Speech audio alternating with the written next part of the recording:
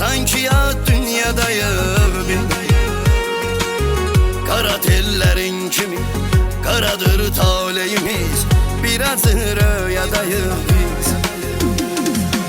Yanmadım mı sen hemen, laf razıyam yenemem, kül olum senin yolundan.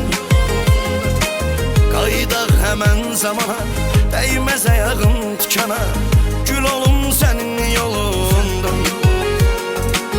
Ölüme gülmek nedir ki, bunu bilmek nedir ki, gel ölüm senin kolundan.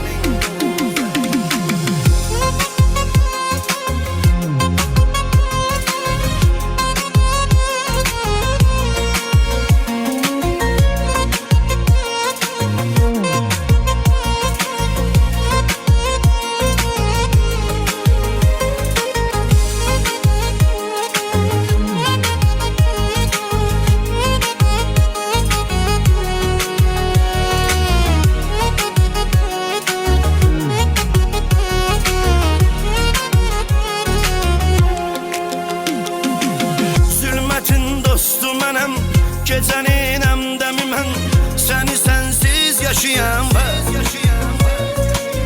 Axı çoxdur yaşına, bu yaşda tek başına, bir böyük dert taşıyan var. Arzular yarım yarım, hanı əhdi mil qarım, yoxdur eşqdən əsər indi. Düşmürəm mi yadına, nəğmə qoşdum adına, ala məndən xəbər indi.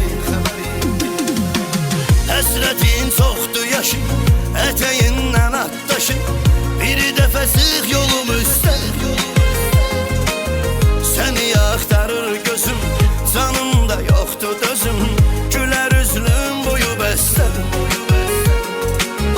Bu aşiqin canı sən, dərdinin dərmanı sən, eşqin eləyib məni xəstə.